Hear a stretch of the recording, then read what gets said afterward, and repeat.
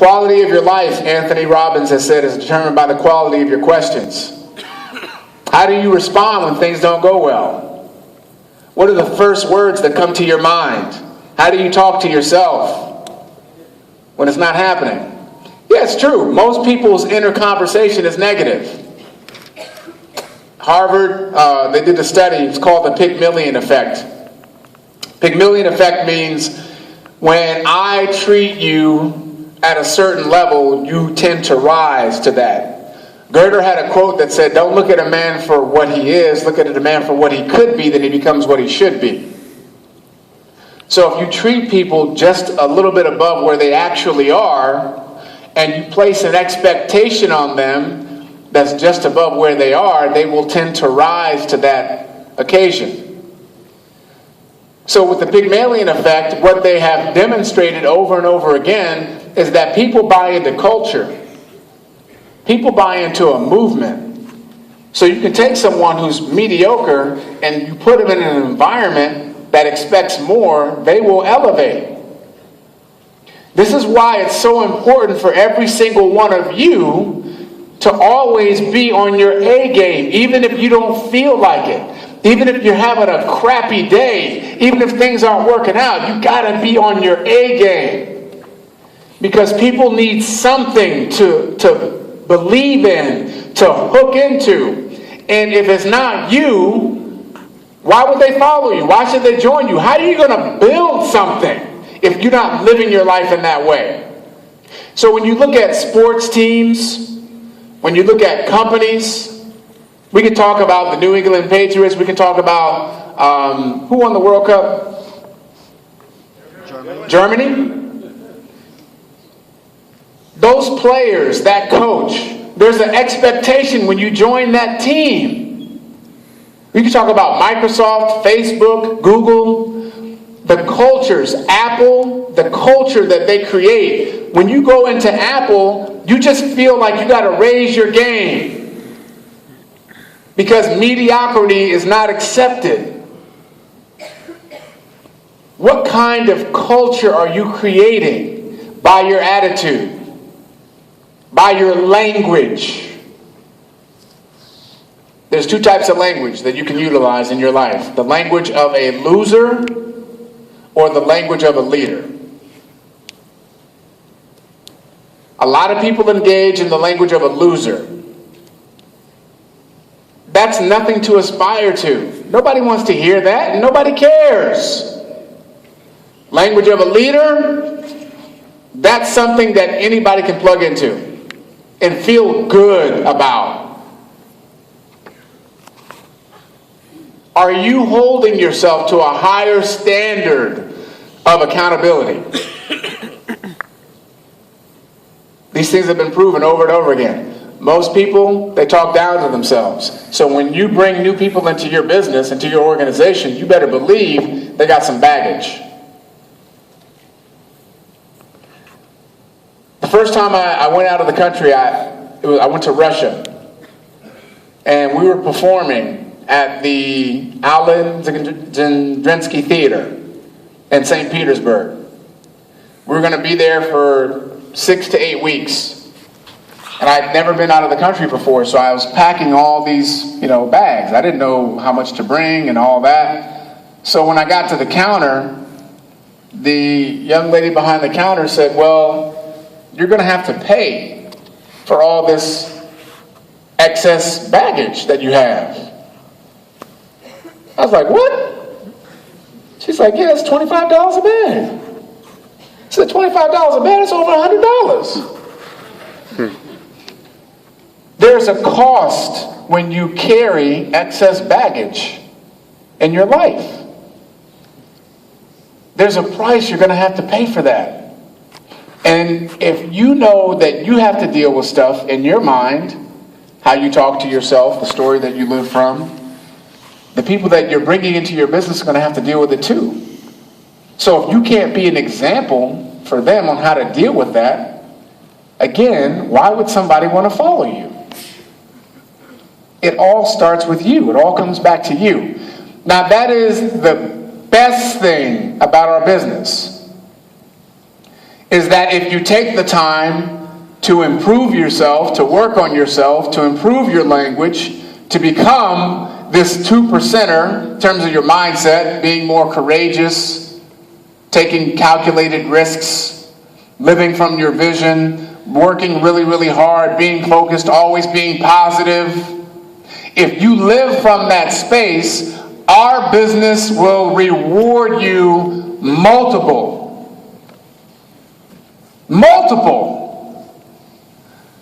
daily disciplines reap multiple rewards. Daily disciplines reap multiple rewards in our business. When you work on yourself, it starts to show. People say, hey, what's going on with you? You're always positive. I want some of what you got. People see my Facebook and say, man, it looks like you're having a good time all the time. What are you doing? They're attracted to that. And when you do it over time, consistently, it compounds. It builds. It expands. That's just the nature of our business. It's the way that it works. That's what's available to all of you. How many people are in how many people are in Israel? 8 million. 8 million? Okay. Let's cut that in half. Let's say 4 million. Let's just say 4 million. How many of the 4 million do you think have ever heard of this concept? 100,000? 200,000? Okay. So let's up that number. Let's say 500,000 have heard of this concept. So there's 3.5 million that haven't. Yes? How many people are in this room? How many? 300? Okay. Now everybody's giving me different numbers. Let's just say, I'm gonna bump it. Let's say there's 500 people in the room.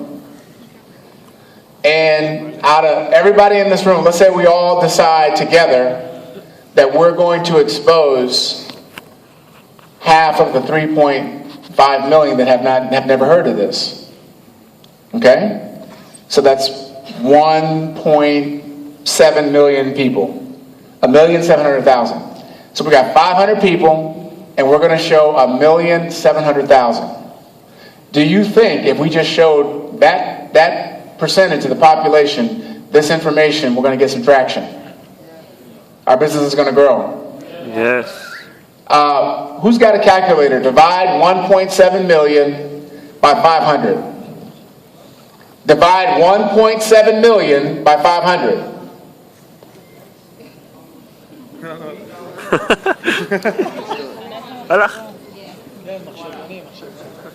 3,400? Is that right? How many do you need to be an IMD? What does that tell you? What's available to you? Now I want you to really hear this and understand it. I'm not even talking about the other 28 countries that we do business in. I'm only talking about Israel. If all 500 of us made a commitment to show 3.5 million people, and that's not even all the population, that's half, and we showed them, and that's 3,400 each that we would each expose, and this assumes that you have 3,000 out of 3,400 that signed up, and that makes you an IMD. Now here's the thing though, we all know that not everybody in this room wants to be an IMD. Some of y'all just want to make $5,000 or $6,000 a month, and that's great.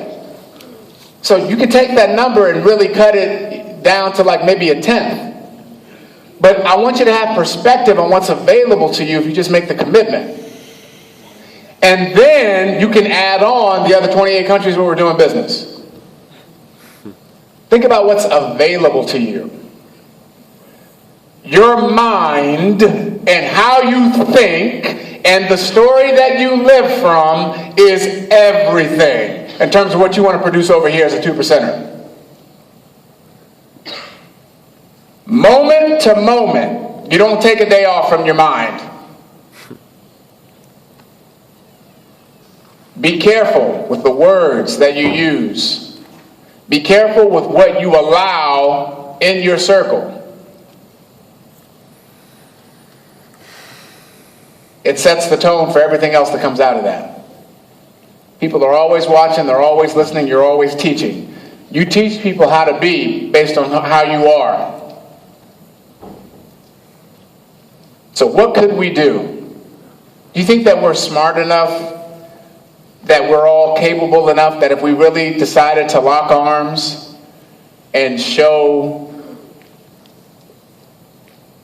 let's say whatever the 1,000,007 people, 700,000 people over the next 12 months, we could do that? Is that possible? Yeah. It's possible. Because here's the thing, even if we failed, what if we only showed, 900,000? We'd still be doing pretty good, wouldn't we? What if we really failed and only showed half of that? 450,000. We'd still be doing pretty good, wouldn't we? Wouldn't we? Yeah. What if we only did a fraction of that and we only exposed 40,000 people? 40,000 divided by 500 is 80 people each, right? Is that correct? If we each decided to go show 80 people right now and say we did it in the next 30 days, would that make a difference in our business? Yeah. These are the things that are available to everybody in this room. Some of you all just are thinking really small. Your aim is small. You have low expectation. You think very little of yourself. You don't expect much of yourself. Therefore, you don't produce much in this arena. If you make a shift in your life script and you change the story to be more empowering, then you have much more available to you in terms of what you can create and produce. Yes? Yeah. You all got that? Yeah. So what are you going to do with the limiting parts of your story? How are you going to address that? Higher expectations, okay. What else? Change the question. More empowering questions. What else? No more excuses. The moment you decide to give up your excuses, your life will never be the same. It'll never be the same the moment you decide to give up your excuses. What else can we do? Higher standards. Raise the bar. Use your time and plan your time better. More effort. Think positive when? Always. All the time. Don't accept failure. See, you can do one of two things. I heard a really great leader say this a few years ago. He said, you're either winning or you're learning. You're either winning or you're learning. If I fall down, I get back up. If I invite 10 people, nobody shows up, I know I got to tweak something. If I show 10 people and nobody signs up, I know I got to tweak something. It's not a failure, it's just a learning experience for me. It's a learning opportunity. Because my language is that of a leader, not a loser. Language of a loser says, oh, I showed 10 people and none of them signed up. Maybe this doesn't work. Maybe this isn't for me. Right? Language of a leader says, I showed 10 people, nobody signed up. What's wrong with those people?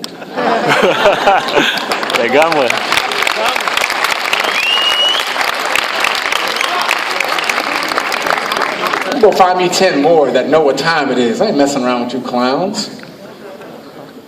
It's all about what's happening up here. What else can we do?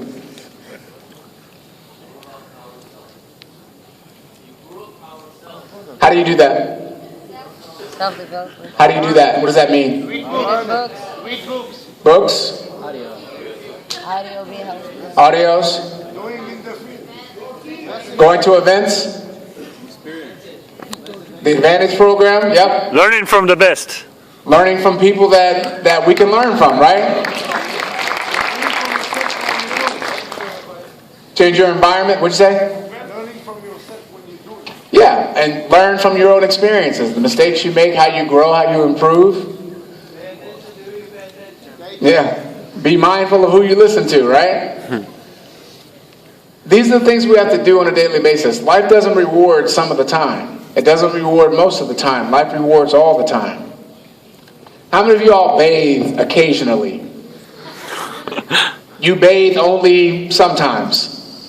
How many of y'all just bathe every now and then? Right?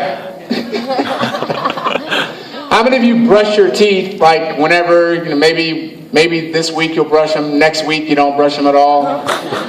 Right? Isn't that interesting? I find that fascinating. Physically, we wash and bathe and brush our teeth on a daily basis, most of us. Yes? Because we understand that physically, if we don't, things start to build up. I remember when I was 17, I was in a bad car accident and all my teeth got knocked out in the front and the back. And I had all these wires in my mouth. And so for literally 3.5 months, I couldn't brush my teeth. And I was in the hospital for a few days. And I remember my friends came to see me when I was in the hospital. And this was like maybe 2 days or 3 days later. So my mouth is, there was blood and there was this, that, and I hadn't brushed my teeth. And so a little bit later, after I had begun to heal and I got my prosthetics put in, my friends came to me and they said, man, we felt bad when you were in the hospital, but the only thing I remember was I came to see you and you were barely awake and I had to lean in close. And you said, thanks for coming. And I was like, oh my gosh. Your breath, man, it was stinking. So we understand physically when we don't have maintenance and do certain habits that the plaque and the funk will build up. And it's offensive. It's offensive to us because we can smell it. It's offensive to other people. But when it comes to the mind plaque that builds up in our mind, because we don't do the daily disciplines, we don't even think about it. We're not even aware of how toxic it can be when you are spewing forth negativity out of your mouth and your energy is all messed up. Those people that you're around sometimes, and they come into the room and their energy, it makes you want to leave the room when they come in. Because y'all know negative people like that? You ever seen them? It's like you just want to get away from them. So you have to have as much discipline and diligence in the cleaning of your mind as you do in the cleaning of your body. And I would submit that it's even more important. If I had a choice between listening to positive audio and reading an empowering book or brushing my teeth, I'm going for the book and the audio. And I'm going to tell you why, because I can just give me some gum, or give me a piece of gum, and I'm still going to be positive about it. Right? I'll figure it out. If I have a choice between bathing or being a negative person, I'd rather be positive and funky than clean and a negative person. So, the good news for you is that you can overhear, you can bathe, brush your teeth, and be positive all at the same time. It's a pretty good deal. Woo! You do all the above. All right? So as you're moving throughout your journey, the people that you bring into your business that become a part of your team, the people that you work with, you want to always be in a spirit of lifting people up. And if somebody is negative, you got to tell them. Just say, listen, let's have a private conversation. Just want you to know what you just said right now, that was pretty negative. And that it didn't really feel good. I know you didn't mean to, but you were being really negative. Just want you to be aware of that, because that's going to affect your business. Because when you behave that way, people will duplicate how you behave. All right? So there's one skill, there's one activity that we all have to do in order to successfully build our business. What is that? It's the one thing that we have to do, and if we don't do this one thing, it's impossible to build. Invite, yes. Who feels like they are masters at inviting? Like they've mastered it. You can invite anybody, any place, anywhere, anytime. The masters are raising their hand. Keep your hands raised. And everybody in the audience, look who's got their hands raised.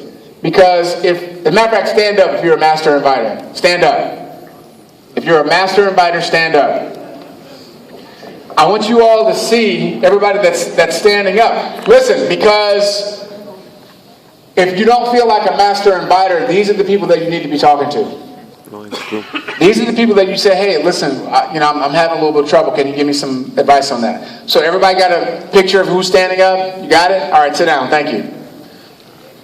Who feels like they need work on their invite? Okay, great. Why? What is it that you want to work on?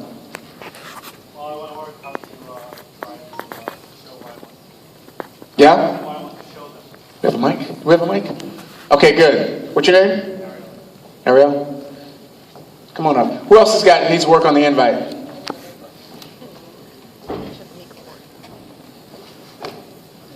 Who else needs work on the invite? Yeah, just if you feel like there's something that's challenging you, come on up. And start making your way to the front. It's for him. No, hey! How you doing? כל מי שיש לו שאלות על הזמנות, מוזמן לי... Yeah, they can just do it right from the front. They don't have to come up on stage.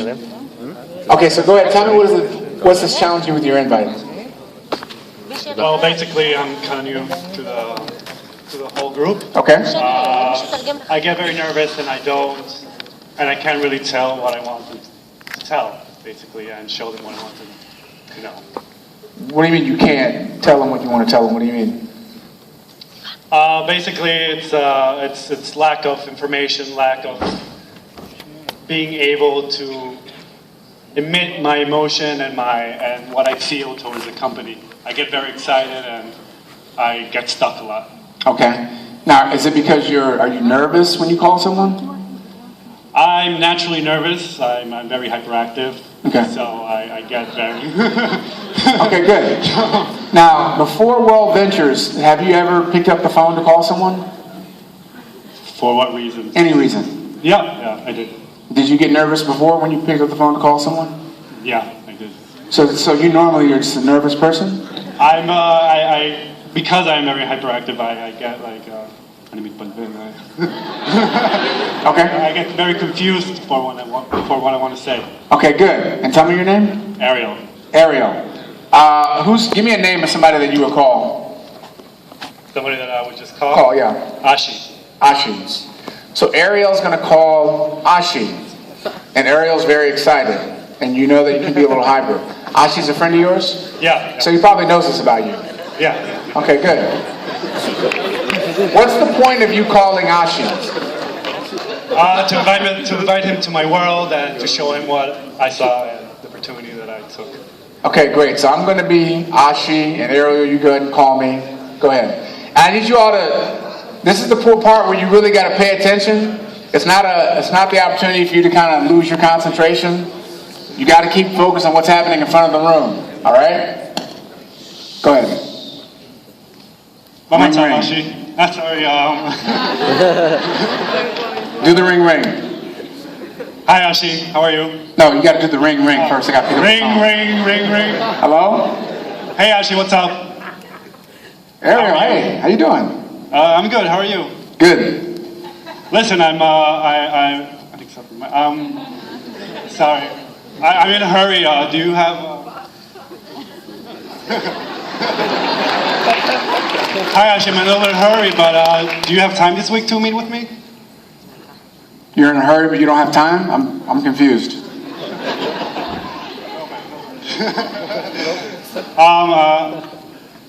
Sorry. A little bit nervous. What's going on? Why are you nervous? First time in a microphone in a room full of people. And You're in a room full of people right now? Why are you calling me? right. Wait, I got this. Wait. All right, so can we do this again from the start? What are you talking about? Do it again from the start. Are you high? No, I'm not high. Ashi, listen, I got something really cool I want to show you. Do you have time for me this week? Let's say tomorrow, 7 p.m. What is it? I can't tell you. I have to show you. It's something very, very big, and I would want you to see this with me together. And it's freaking Something awesome. big? Yeah. And awesome? Yep. Interesting. Big and awesome. What's her name? It's not what's her name. It's what's their names. Really? Yeah. Anyways, Like a you routine? wanna? What is it? I can't tell you. I have to show you, and it's something you have to see by yourself, By myself. Okay. with your own eyes. All right. When? When do you want to do this? Do you have time this week? I have tomorrow. I'm free at 7 p.m. Can you meet at a coffee shop? Sure. Awesome. So have a great day. Okay, good. So what Ariel just did was... No, don't leave. He stayed on the line. Even though he was messing up and he was nervous, he just kept with it. So no matter what I was throwing at him, his whole outcome was what? He wanted to book the appointment, yes? Yeah. Okay, good. So if we were to tweak it, number one, I don't have a problem with you acknowledging how you feel. So if Ariel and Ashi are friends and Ariel says, hey man, listen, I'm kind of nervous, I'm a little jacked up right now, so bear with me, that's okay. Because he's being honest about his state. I'm like, cool, so what's going on? Now I know that whatever he's calling me about, there's something to it. Because if he's telling me he's nervous and jacked up, okay, whatever it is, like I'm a little curious. That's number one. Number two, because they're friends, I'm going to give him a lot of leeway that he's not going to get from someone he's not so close to. So all of you have people that are going to be on your list that are going to give you grace. They're going to be patient with you. You can mess it up, and they're still going to come just because of the connection that you have, your relationship. And it's okay for you to use that. It's okay for you to say, listen, I'm nervous right now. I don't even know how I'm supposed to do this, but I just want to sit down with you for whatever, 30 minutes or whatever. Use the credibility that you have with your hot market, the people that you're really close to, that you have credibility with. Don't ever be afraid to use that to get them to see the information. So I appreciate the fact that you didn't let me rattle you. No, he got rattled, but he didn't quit. Like, he stayed on the line. Right? Good stuff. Good job. Awesome. Yes, sir. How you doing? My name is Ayal, just over 2 years in the business. And I feel that I have some struggle. Well, I'm a long time ago that I'm done with my, white hot warm market. Yep. And I feel like my challenges now are with cold market. So for say I'm a bartender now, Yep. in a new working place. I've been working there just over a month, and I just really, I'm trying to figure out the correct way for me to approach, Good. either my manager or my coworkers or whatever. And Great question. So Ayal says, I've already gone through people that I know, now I'm talking to people that I don't know. And that's true for all of us. Wayne Duchin always says the list of people that we don't know is longer than the ones that we do. So I come into is it a restaurant? Correct. Okay, so this is real. I go into a restaurant, I usually will sit at the bar, because that's something Johnny Wimby taught me when I first got started. He's like, sit at the bar because you can talk to people. So I'm sitting at the bar, and Ayal's there, and I want you to answer everything in real time. So how you doing, man? Good. How are you doing? Good. How long you been bartending? Just over a year now. Really? How'd you get into it? Right after the military, I got a course and did a course for like 5 weeks, and I've been bartending ever since. That's cool, man. That's cool. You like it? Yeah, it's nice. It's all right. Yeah, bartenders, y'all make a lot of cash, though, don't you? It may seem like it. Oh, you don't? Nah, not really. Not as much as I would like to. Oh, really? Do you do anything else? Yeah. I do. No, I don't. And you got to take World Ventures off the table. Okay. Do you do anything else? Yeah, I do. What do you do? I'm a judo coach. For real? For real? Oh, you got some skills? Alright. Yeah? I'm alright. Show me something. Do a kick. I'm just messing with you. I'm just kidding. Not that kind of thing, man. So, judo, bartending. You do anything else? Not at the moment. Okay, that's cool. So what's your plan? Are you going to open up a school of your own? Do you want to be like owner of the restaurant? What do you want to do? You hit the nail by its head. I'm going to be a judo club owner eventually. Really? Yeah. That's cool, man. I got a really good friend actually that owns a judo school in California. Really? He's one of my business partners, but he's got a very successful school. He's got 3 of them, as a matter of fact. I'd love to introduce you all. Well, I'm just curious, man. Do you keep your income options open? I do. You do? I do. Okay, cool. What's your best contact number? 052 Uh-huh. 871 4441. Okay, cool. And that's, how do you spell your name? AYAL. Hey, well, all right, cool. What's your next day off? Friday. Friday? Right. All right. What do you prefer, morning or afternoon? Wait, what are you doing? I'm going to call you on Friday. What do you prefer, morning or afternoon? What for? You just told me that you keep your income options open, right? Right. Okay, gotcha. I guess noon. Noon. Okay, I'll call you then. All right, sounds good. Good. So what am I doing? I'm going to diagnose the situation. See, we're all doctors, right? We're all doctors. A doctor can't treat you unless the doctor knows what's wrong. So I got to ask you some questions. Every time you go to the doctor, they say, well, how does it feel when you do this, when you raise your arm, when you cough, and blah, blah, blah. And say, okay, well, for this, I'm going to give you this. They give you a prescription based on what you tell them. So based on what Ayal just told me, he said, I've been bartending for a year. He said, I teach judo, but I eventually want to run my own school. And I keep my income options open. And I'm not making as much as you think I'm making as a bartender. Okay?